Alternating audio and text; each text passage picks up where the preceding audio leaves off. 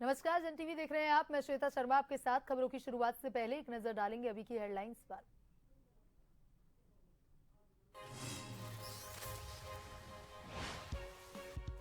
एक राष्ट्र एक चुनाव को लेकर हुई बैठक। रुड़की में राज्य मंत्री रमेश गड़िया और मेयर रही मौजूद।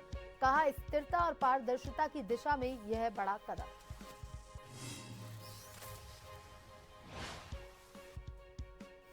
चारधाम यात्रा की तैयारियों में जुटा प्रशासन। श्रद्धालुओं के वाहन के लिए ग्रीन कार्ड बनाने की प्रक्रिया शुरू। सभी चेक पोस्ट होंगे संचालित।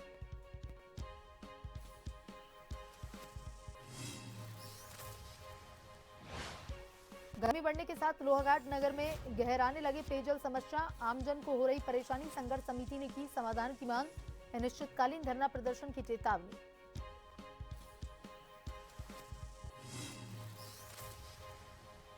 उत्तराखंड विद्यालय शिक्षा परिषद का रिजल्ट घोषित। टॉपर्स ने कड़ी मेहनत से अर्जित किया स्थान। बागेश्वर के 21 छात्र छात्रा मेरिट सूची में शामिल।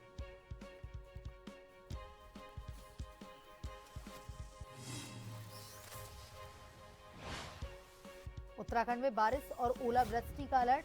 60 से 70 किलोमीटर प्रति घंटे की रफ्तार से हवाएं चलने की चेतावनी। 21 अप्रैल से होगा मौसम साफ।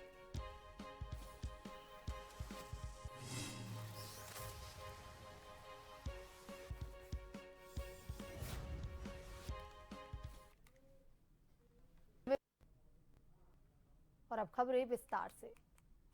वहीं रुड़की में एक राष्ट्र एक चुनाव विषय पर केंद्रित एक अहम बैठक का आयोजन किया गया, जिसमें उत्तराखंड सरकार में राज्य मंत्री रमेश गड़िया एवं रुड़की नगर निगम मेयर अनीता देवी अग्रवाल मुख्य अतिथि के रूप में मौजूद रहीं। रुड़की के नगर निगम सभागार में आयोजित कार्यक्रम की अध्यक्षता भाजपा ओबीसी मोर्चे के प्रदेश अध्यक्ष राकेश गिरी ने की। मुख्य अतिथि राज्य मंत्री रमेश ने कहा कि एक राष्ट्र एक चुनाव का विचार देश को स्थिरता पारदर्शिता देने की दिशा में एक बड़ा कदम है। उन्होंने कहा कि बार बार चुनाव होने से न केवल राजकोष पर भार पड़ता है, बल्कि विकास कार्यों में भी बाधा आती है। अगर देश में लोकसभा और विधानसभा चुनाव एक साथ कराए जाएं, तो न केवल समय और धन की बचत होगी, बल्कि प्रशासनिक कार्यों में भी निरंतरता बनी रहेगी। वरिष्ठ भाजपा नेता ललित मोहन अग्रवाल ने कहा कि प्रधानमंत्री नरेंद्र मोदी की यह दूरदर्शी पहल देश को एक नई दिशा देने वाली है। उन्होंने बताया कि भाजपा कार्यकर्ता आम जनता के बीच जाकर इस विषय पर जन जागरूकता अभियान चलाएंगे। ये कोई बड़े कार्यक्रम करने का कोई अभियान नहीं है। भारतीय जनता पार्टी आज हजारों की संख्या में कार्यक्रम कर सकती है। हमारे है कि हम जिन तक पहुंचना चाहते हैं वो लोग आने चाहिए। तो वो अच्छी संख्या में यहाँ थी, पूरा हॉल भरा हुआ था और कहीं ना कहीं वो समाज के प्रबुद्ध जन थे। उन्होंने विषय को अच्छी तरह से समझाया और उसका समर्थन भी मिला हम सब लोगों को। एक राष्ट्र एक चुनाव देश की सबसे बड़ी आवश्यकता है, क्योंकि हम सब इससे प्रभावित होते हैं। आज इलेक्शन हुआ, फिर 2 महीने बाद एक इससे तो छुट्टी मिली नहीं, फिर 2 महीने बाद दूसरा इलेक्शन चालू हो गया, फिर 6 महीने बाद दूसरा इलेक्शन आ गया। एक आचार संहिता खत्म नहीं होती है और फिर दूसरी आचार संहिता चालू हो जाती है। उत्तराखंड के पुलिस महानिदेशक दीपम सेठ ने बॉर्डर पर तैनात सेना के जवान, भूतपूर्व सैनिक, अर्धसैनिक बलों के जवानों और पुलिस पेंशनर्स के कल्याण के लिए नोडल अधिकारी नियुक्त करने के निर्देश दिए, ताकि इन सभी की कोई समस्या हो तो उसका पुलिस के स्तर से हल किया जा सके। यह नोडल अफसर मुख्यालय को भी इनके बारे में अवगत करवाएगा। डीजीपी ने पेंशन से संबंधित समस्या, चिकित्सा सहायता, परामर्श सेवा एवं वेलफेयर गतिविधियों को समयबद्ध ढंग से संचालित करने के निर्देश दिए।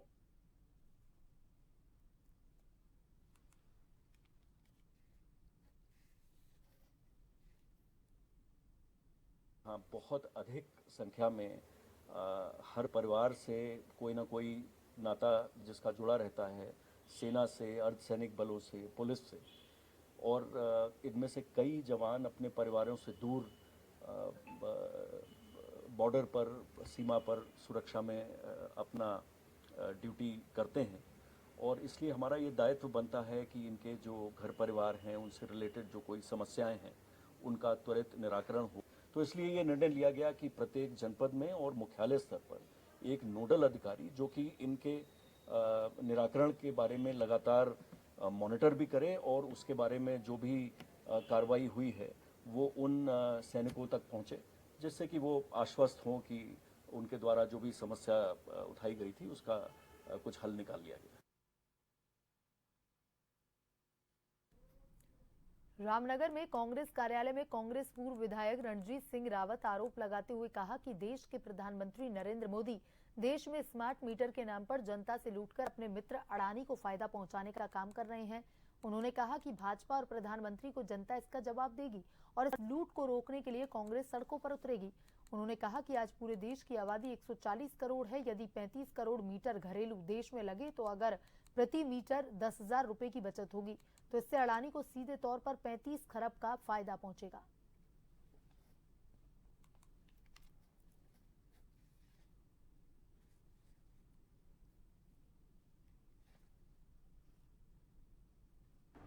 देश के प्रधानमंत्री मोदी अपने मित्र अडानी को फ़ायदा पहुंचाने के लिए स्मार्ट मीटर को लगवा रहे हैं।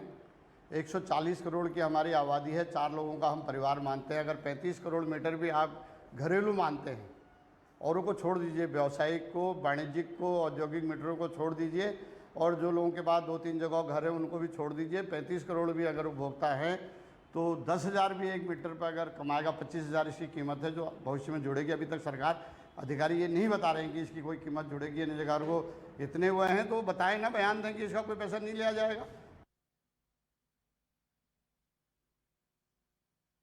विश्व हिंदू परिषद और बजरंग दल खटीमा ने रणदीप पोखरिया प्रदेश सहमंत्री विश्व हिंदू परिषद के नेतृत्व में उप अधिकारी खटीमा के माध्यम से राष्ट्रपति भारत सरकार को ज्ञापन भेजा, जिसमें उनका कहना था कि वक्फ कानून के विरोध की आड़ में संपूर्ण बंगाल को जिस प्रकार हिंसा की आग में जलाया जा रहा है, हिंदुओं को प्रताड़ित किया जा रहा है, राष्ट्र विरोधी और हिंदू विरोधी तत्वों को निर्विरोध रूप से अपने षड्यंत्रों को क्रियान्वित करने की खुली छूट दी जा रही है, उससे स्पष्ट है कि बंगाल की स्थिति अत्यधिक चिंताजनक है। मुर्शिदाबाद से प्रारंभ हुई है भीषण हिंसा अब संपूर्ण बंगाल में फैलती हुई दिखाई दे रही है।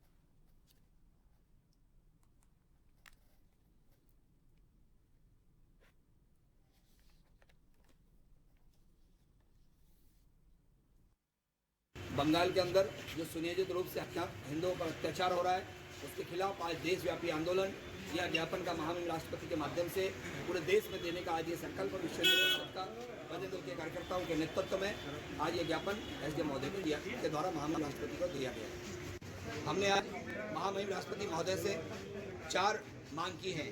नंबर 1, बंगाल के अंदर अविलंब राष्ट्रपति शासन लगाया जाए। नंबर 2, वहाँ पर हुए हिंदुओं के ऊपर अत्याचार की एनआईए द्वारा जांच करके दोषियों को तुरंत अविलंब दंडित किया जाए। नंबर 3, वहाँ की जो कानून व्यवस्था है उसे केंद्रीय सुरक्षा बलों के हाथों में दिया जाए। नंबर 4, जो रोहिंग्या और पाकिस्तानियों के अवैध रूप से आधार कार्ड और उनके जो पहचान पत्र बने हैं उनको पहचान करके उनको अविलंब भारत की सीमा से बाहर किया जाए। विश्व हिंदू परिषद के कार्यकर्ता मेरे पास आए थे, उनका ये ज्ञापन दिया है। उन्होंने कहा है कि जो मुर्शिदाबाद में पश्चिम बंगाल में जो वक्फ कानून नया बना था उसके विरोध में जो हिंदुओं के ऊपर जो अत्याचार है उसका विरोध वो जता रहे हैं। तो उनका जो ये ज्ञापन है मैं उस माध्यम से माननीय महामहिम राष्ट्रपति महोदय को पहुँचा।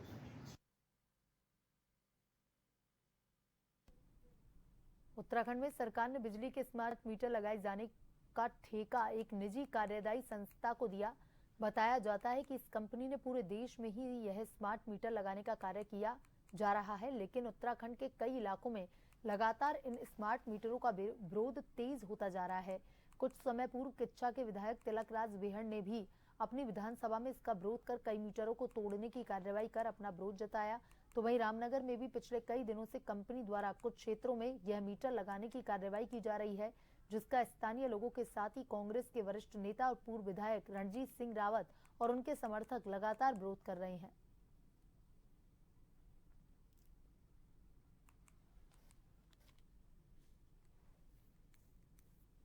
देखिए 17 तारीख को विद्युत विभाग के द्वारा स्मार्ट मीटर बदलने की एक कार्यदायी संस्था के द्वारा कार्रवाई की जा रही थी शिवलालपुर चुंगी पर। तब पूर्व विधायक रणजीत सिंह रावत अपने समर्थकों के साथ वहां पहुंचे और उन्होंने उसका विरोध किया। इस संबंध में जो है विद्युत विभाग के अवर अभियंता द्वारा जो है तहरीर दी गई है, उसमें संबंधित धाराओं में मुकदमा पंजीकृत किया गया है। सर कितने नामजद हैं इसमें और कितने अज्ञात हैं? अभी खाली पूर्व विधायक रणजीत रावत जी के नामजद किया गया है, बाकी अन्य जो उनके समर्थक हैं उनके खिलाफ जांच जारी है। गर्भवती महिलाओं की मृत्यु दर को कम करने के लिए राष्ट्रीय स्वास्थ्य मिशन उच्च जोखिम गर्भावस्था यानी कि हाई रिस्क प्रेगनेंसी को चिन्हित करने पर काम कर रहा है, जिसे लेकर देहरादून के सीएमओ डॉक्टर मनोज कुमार शर्मा ने कुछ समय पहले जिला स्तरीय बैठक ली। डॉक्टर मनोज कुमार शर्मा ने कहा कि हाई रिस्क प्रेगनेंसी की पहचान करने के लिए हमने सभी ब्लॉक अधिकारियों को निर्देश दिए हैं कि सभी एएनएम सेंटरों में ग्लूकोमीटर के साथ सभी जरूरी उपकरण और पेशाब की जांच की व्यवस्था रखें। साथ ही उन्होंने कहा कि हाई रिस्क प्रेगनेंसी के 10 मुख्य बिंदुओं को स्वास्थ्य केंद्र में जनता को दिखाने के निर्देश दिए गए हैं, जिससे सही समय पर गर्भवती महिलाओं का चेकअप हो पाएगा।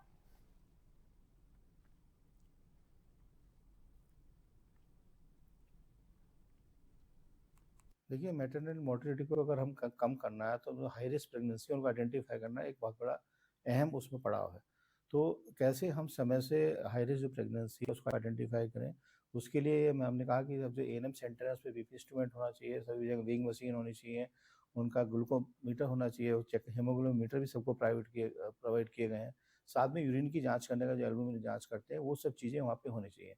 और जो 10 जो पॉइंट हैं जिसमें हाई रिस्क प्रेगनेंसी को डिफाइन करते हैं, 10 जो बिंदु हैं वो भी सबके यहाँ पे डिस्प्ले होने चाहिए, ताकि कई बार होता है कि आदमी मेमोरी में चीज़ें नहीं रहती है, तो वो डिस्प्ले रहेंगी तो लगातार उनको याद रहेंगी चीज़ें। तो जब हाई रिस्क प्रेगनेंसी को हम आइडेंटिफाई कर लेंगे तो उनको जो है जो हमारे डॉक्टर की कंसल्टेशन वो भी मिलेगी प्रॉपर तरीके से। उनके चेकअप भी हम जो हाई रिस्क होते हैं पूरे एनसीपी में 6 चेकअप का प्रोविजन है, वो भी हम उनको प्रोवाइड कराएंगे। चारधाम यात्रा शुरू होने में चंद दिन ही शेष बचे हैं, जिसको लेकर चारधाम यात्रा पर जाने वाले श्रद्धालुओं के वाहनों के लिए ग्रीन कार्ड बनाने की प्रक्रिया शुरू हो गई है। वहीं देहरादून आरटीओ प्रवर्तन डॉक्टर अनीता चमोला ने जानकारी देते हुए बताया कि हमारी सभी कार्यालय में ग्रीन कार्ड जारी किए जाते हैं। ग्रीन कार्ड से संबंधित यात्रियों को जो भी सुविधा देनी होती है वह सभी कार्यों में शुरू कर दी गई है। वहीं उन्होंने कहा कि आगामी सप्ताह में जितने भी चेक पोस्ट हैं यात्रा के दौरान वह सब संचालित हो जाएंगे। उन्होंने कहा कि अगर किसी रूट पर प्रवर्तन दल की भी जरूरत पड़ेगी तो उनकी भी तैनाती कर दी जाएगी। उसके लिए एक योजना बनाई जा रही है कि चारधाम यात्रा की दृष्टिगत कहां पर किन किन मार्गों पर विशेष ध्यान देने की जरूरत है, इसकी हमारी ओर से तैयारी की जा रही है।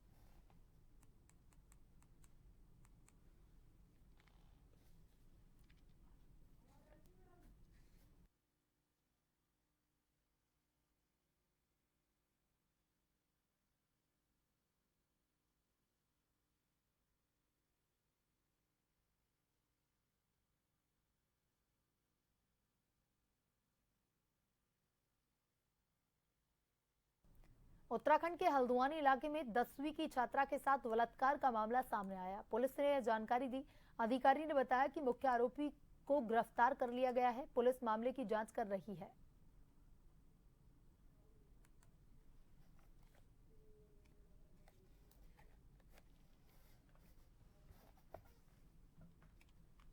एक नाबालिग का पॉक्सो का मामला आया था, जिसमें गैंगरेप का भी पुष्टि हुई थी मुखानी थाना क्षेत्र में। तो उसमें वहीं के एक बैंक्वेट हॉल में ये चीज़ें थी।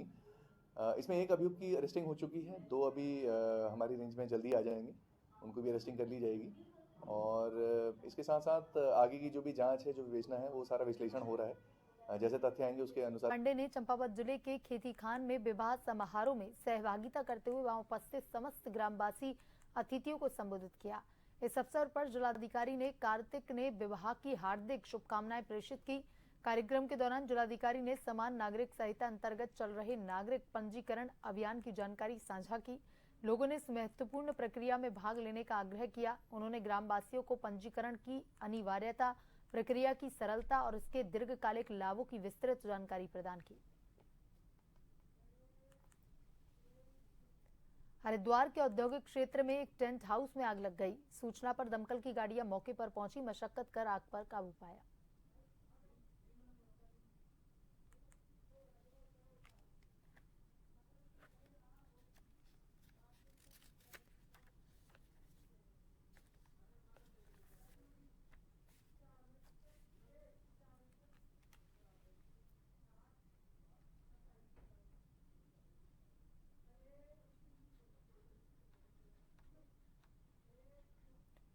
गर्मी बढ़ने के साथ साथ लोहाघाट नगर में पेयजल की समस्या दिनों दिन विकराल होती जा रही है, जिस कारण नगर की जनता काफी परेशान है। नगर के विकास, नगर की समस्याओं के समाधान के लिए गठित लोहाघाट विकास संघर्ष समिति अध्यक्ष विपिन गोरखा ने कहा, लोहाघाट नगर में पेयजल की समस्या बरसों से बनी हुई है। नगर की जनता लोहावती का दूषित पानी पीने को मजबूर है, लेकिन शासन प्रशासन के द्वारा पेयजल समस्या के समाधान के लिए कोई भी कार्रवाई नहीं की गई, जबकि समस्या सीएम से लेकर जिलाधिकारी तक के संज्ञान में है, पर उसके बावजूद समाधान नहीं किया जा रहा।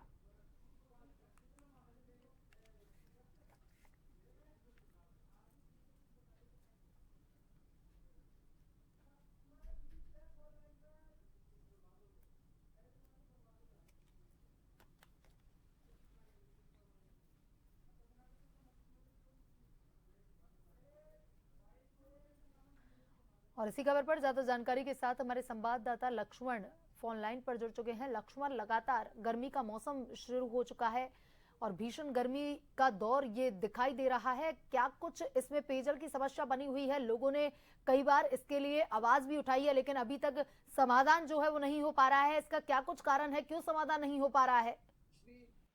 जी श्वेता, मैं बताना चाहूंगा, जो लोहाघाट नगर है तो वहाँ बरसों से जो है पेयजल समस्या जो बनी है, और जो है जो लोहाघाट नगर वासी हैं जो लोहावती का दूषित पेयजल पीने को मजबूर है। और बरसों से लोहाघाट वासियों की एक ही मांग है कि उनकी पेयजल समस्या के समाधान के लिए सर्वलिप्त पेयजल योजना निर्माण का कार्य किया जाए, जिसके लिए मुख्यमंत्री धामी के द्वारा अपने लोहाघाट दौरे के दौरान घोषणा भी की गई थी। तो जो लोहाघाट विकास संघर्ष समिति है तो उनका कहना है कि स्वरूप पेयजल योजना को जल्द से जल्द धरातल पर उतारा जाए और लोगों को पेयजल समस्या से निजात दिलाया जाए। उसी सरयू लिप्त पेयजल योजना में कार्य शुरू करवाने के लिए 1 मई से संघर्ष समिति ने एसडीएम कार्यालय लोहाघाट में जो है आंदोलन करने का जो है ऐलान किया है। जी श्वेता,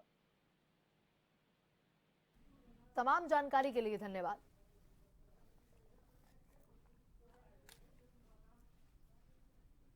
सूत्री मांग है कि हमारी जो पानी की समस्या है लोहाघाट की, वो समस्या सबसे बड़ी समस्या है और उसी का समाधान, और उसी जो हमारी जो सरयू लिफ्ट योजना है वो सबसे पहले हम चाहते हैं कि डीपीआर से अब मतलब ऊपर उठ के अब धरातल में जल्द से जल्द आए, ताकि लोगों को पता चल सके कि हाँ, हमें ये सरयू लिफ्ट का जो पानी है कब तक हमें यहाँ मिलेगा। हमारी यही सोच है कि अधिक जल्द से जल्द अगर ये धरातल में आती है राहत मिलेगी। अगर कोई बात है 5-6 साल लग जाएंगे, 7-8 साल लग जाएंगे तो फिर क्या फ़ायदा होगा? तब तक तो लोहाघाट के लोगों को पानी के लिए परेशान होना ही पड़ेगा। इसलिए हमारी एक ही मांग है, एक ही सूत्री मांग है कि जो भी हमारी जो सरयू लिफ्ट योजना है जल्द से जल्द धरातल में आए। वहीं उत्तराखंड विद्यालय शिक्षा परिषद का रिजल्ट घोषित हो गया है। हाई स्कूल में उत्तराखंड टॉपरों की सूची में बागेश्वर जिले में संचालित विद्या भारती के विद्यालय विवेकानंद विद्या मंदिर इंटर कॉलेज के छात्र कमल सिंह चौहान टॉपर बने हैं। हाई स्कूल में टॉपर कमल सिंह चौहान धुगनापुरी क्षेत्र अंतर्गत आने वाले रीवा के रहने वाले हैं। कमल सिंह चौहान ने प्रतिदिन 7 से 8 घंटे पढ़ाई की, उत्तराखंड में टॉप किया। विद्या भारती द्वारा संचालित विवेकानंद विद्या मंदिर बागेश्वर के 21 छात्राओं ने उत्तराखंड की मेरिट सूची में स्थान बनाकर के कीर्तिमान स्थापित किया।